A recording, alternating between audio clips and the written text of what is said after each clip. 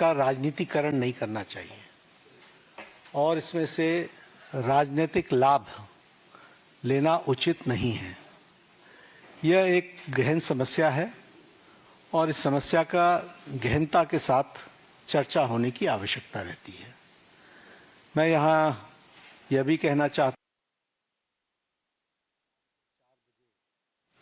हूँ, भारत की संसद में विपक्ष के नेता श्रीमान राहुल गांधी जी ने एक प्रस्तुतिकरण दिया और उस पर शाम को 4 बजे भारत की संसद में विपक्ष के नेता श्रीमान राहुल गांधी जी ने एक प्रस्तुतिकरण दिया और उस प्रस्तुतिकरण में उन्होंने लगभग 150 पेपर लीक के बारे में उन्होंने चर्चा की।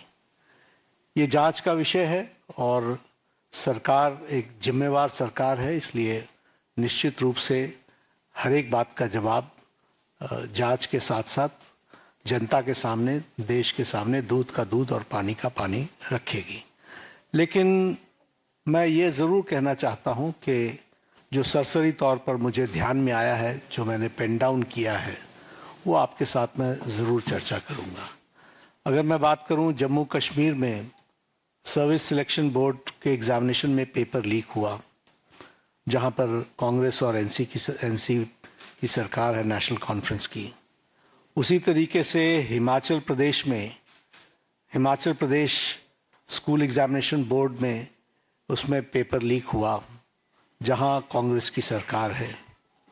उसी तरीके से झारखंड में JAC में हिंदी और साइंस के पेपर लीक हुए झारखंड, जहाँ पर कांग्रेस और झारखंड मुक्ति मोर्चा की सरकार है।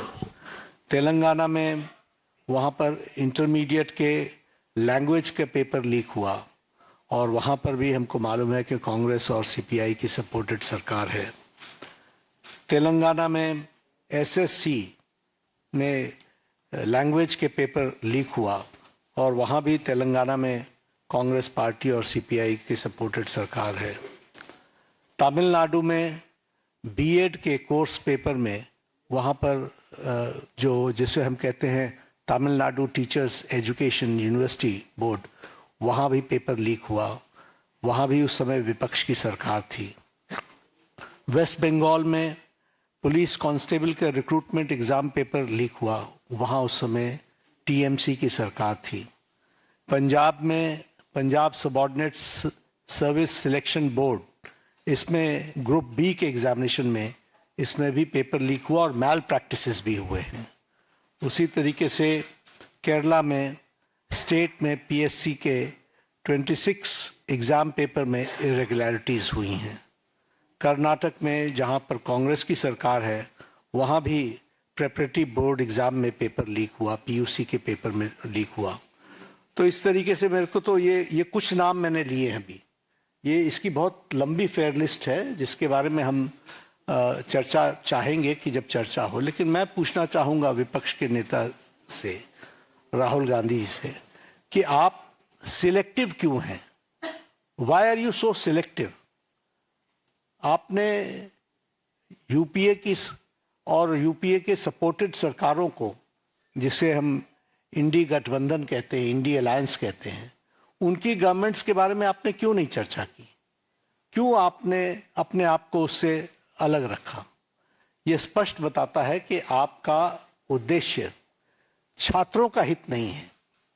आपका उद्देश्य एजुकेशन में बढ़ोतरी हो, एजुकेशन की क्वालिटी में बढ़ोतरी हो, स्टूडेंट्स को जस्टिस मिले, इसमें आपका इंटरेस्ट नहीं है। आप स्टूडेंट्स के विषयों को, डिमांड्स को लेकर के आप पॉलिटिकल माइलेज लेना चाहते हैं, राजनीतिक रोटियां सेकना चाहते हैं, जो कि दुर्भाग्यपूर्ण है। लेकिन मैं इस मोड़ पर एक बात जरूर कहना चाहूँगा कि यह समय ये नहीं है कि हमारी सरकारें, आपकी सरकारें, तुम्हारी सरकारें, इस तरीके से हम इन चीज़ों को विभाजित करें। ये गंभीर मसला है और जैसा मैंने आपके सामने कुछ नाम गिनाए, ये बड़ी लंबी लिस्ट है जिसमें यूपीए की सरकारें इन्वॉल्व हैं जहां पेपर लीक हुआ है।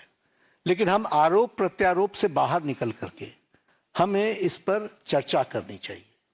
और चर्चा करने का जो सबसे अच्छा माध्यम है वो है सदन, वो है पार्लियामेंट। और हम चर्चा के लिए तैयार हैं। गहन चर्चा हो, गहन चर्चा के माध्यम से इसकी बारीकियों में हम जाएं। What are the factors which are leading to for paper leak? Who are the people involved? And how the central government has responded? हमने किस तरीके से, जब हमारे ध्यान में कोई पेपर लीक आया है तो हमने किस तरीके से इसको एड्रेस किया है, और बाकी सरकारों को भी किस तरीके से इसमें एड्रेस करना चाहिए। क्या बिंदु है जिसके बारे में हमको गहराई से चिंतन करके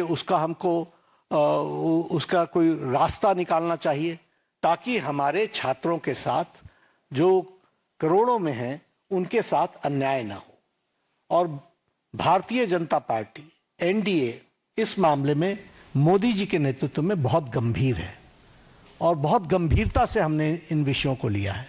और इसीलिए हमने चाहा है कि संसद में इसकी चर्चा हो। Short duration discussion, long duration discussion, business advisory committee में आप तय करो कितना समय आपने लेना है, 12 घंटे लेना है, 18 घंटे लेना है।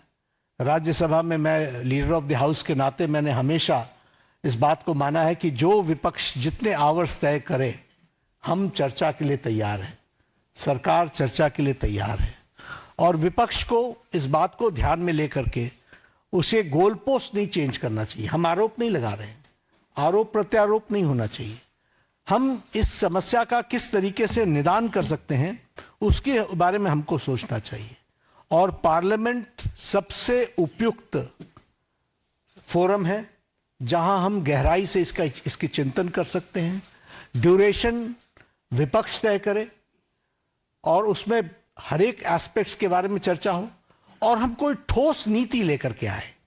क्योंकि बच्चे कोई हमारे हैं, आपके हैं, वो देश के भविष्य हैं, और देश के भविष्य की चिंता करना हमारी जिम्मेवारी है।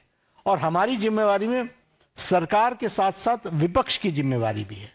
इसलिए विपक्ष भी अपनी जिम्मेवारी को निभाए और हम सब साथ मिलकर इसका समाधान करें और कोई स्थायी समाधान की दिशा में हम आगे बढ़ें, ऐसा मैं निवेदन करना चाहता हूं। आज मेरी तरफ से इतना ही कहना है।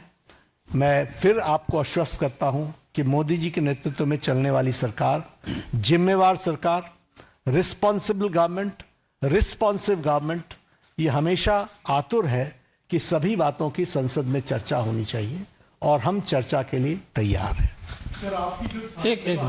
एक मिनट 2-3 सवाल ले पाएंगे, ज़्यादा सवाल ले नहीं पाएंगे हम लोग।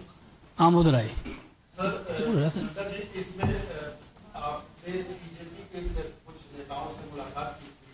और ये कहा गया था कि वार्ता बहुत सफल रही, तो वार्ता किस स्तर में चली? क्या आपकी आज भी कोई बातचीत हुई है?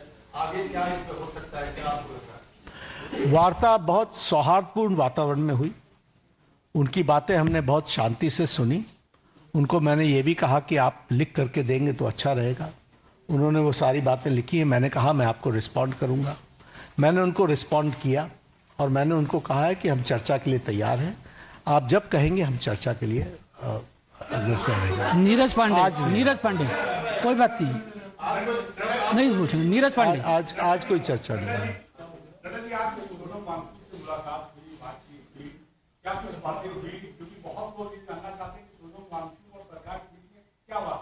नहीं, हम तो उनका हालचाल पूछने गए।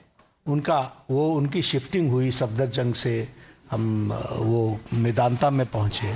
तो एक तो वो आईसीयू में थे, तो वहाँ पर बहुत रिस्ट्रिक्टेड वातावरण होता है, लेकिन उसके बीच में हमने उनका हालचाल पूछा, उनके बेटरमेंट की बातचीत हमने की, और हमने कहा कि आप अपना अनशन तोड़िए और आप मुख्य धारा में शामिल होकर के बच्चों को सही डायरेक्शन की तरफ आप ले जाएं। हमारा सरकार सारी विषयों के बारे में चर्चा करने के लिए खुली है और वो हमेशा उसको एड्रेस करेगी। तो उन्होंने कहा ठीक है, हम इस पर आपको आई विल रिस्पॉन्ड बैक। आज उन्होंने पत्र लिखा है, मुझे ओपन लेटर लिखा है। हम उस पर जवाब देंगे और जवाब दे करके वार्ता आगे बढ़े, इसकी हम चिंता करेंगे। जतिन ठक्कर